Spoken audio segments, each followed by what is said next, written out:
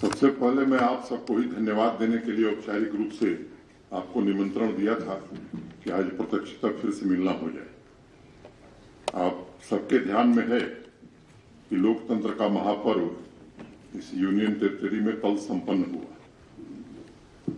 मुझे लगता है कि ये एक मील का पत्थर साबित होगा और यहाँ के विकास और नवनिर्माण में कल जो चुनाव हुआ है इसका बहुत ही महत्व होगा।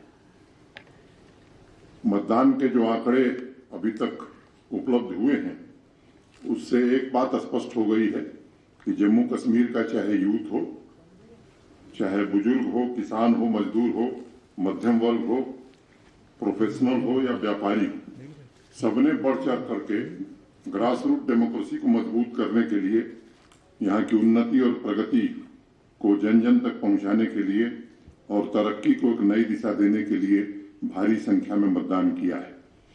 अगर पिछले लोकसभा चुनाव से और इस चुनाव के मत प्रतिशत की तुलना करेंगे आप तो कठिन स्थानों पर भी विपरीत मौसम के बावजूद मैं कह सकता हूं कि कई स्थानों पर दुगुना मतदान हुआ है और इसके लिए मैं श्रेय आपको देना चाहता हूं। पिछले दिनों जनता से सीधा संवाद स्थापित करने का जम्मू कश्मीर प्रशासन ने जो प्रयास किया, उनकी समस्याओं के समाधान में जिस तरह की रुचि सबने मिलकर के दिखाई और उसको आपने जिस ढंग से लोगों तक पहुंचाने का काम किया, मैं मानता हूं कि आपकी भी भूमिका अत्यंत महत्वपूर्ण रही है।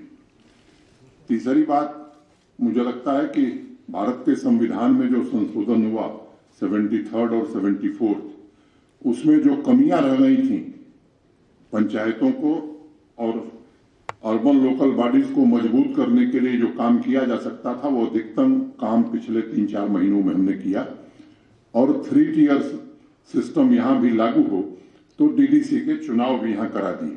तो मैं उन सभी राजनीतिक दलों को और इंडिपेंडेंट उम्मीदवार को भी जिन्होंने भारत के संविधान में आस्था व्यक्त की है, उनको भी मैं विशेष रूप से धन्यवाद देना चाहता हूं। प्रतिकूल मौसम में जिस तरह से लंबी लंबी लाइनें महिलाओं की, बच्चियों की, नौजवानों की रही है, मुझे लगता है कि उन सबका अभिनंदन अगर न किया जाए तो शायद ये ज्यादती होगी। इस पूरी चुनाव प्रक्रिया में स्टेट इलेक्शन कमीशन को भी मैं धन्यवाद देना चाहता हूं और चुनाव शुरू होने के पहले मैंने एक बात कही थी कि पीसफुल, फ्री एंड फेयर, शांतिपूर्ण, निष्पक्ष मतदान हो, इसका इंतजाम प्रशासन करेगा। और मुझे प्रसन्नता है कि छोटी मोटी एक आध घटनाओं को देख लें तो इसके अलावा सामान्य रूप से बहुत शांतिपूर्ण ढंग से फ्री एंड फेयर इलेक्शन हो गया है। दूसरे राज्यों में भी अगर चुनाव आप देखे होंगे तो मुझे लगता है कि इससे ज्यादा घटनाएं होती हैं, ये और खुशी का मौका है।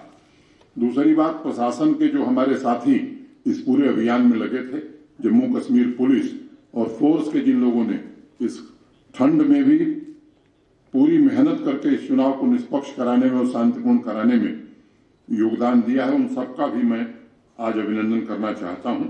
और मैं एक बात कहना चाहता हूं कि ये त्रिस्तरीय डेमोक्रेसी जबरदस्त तरीके से जम्मू कश्मीर में काम करे, इसके लिए हम सब पूरा सहयोग करेंगे। और आने वाले दिनों में डिस्ट्रिक्ट डेवलपमेंट बोर्ड का जो गठन होगा तो जिले के विकास की पूरी जिम्मेदारी चुने हुए प्रतिनिधियों को मिले और वो काम करें, इसका हम सब प्रयास करेंगे।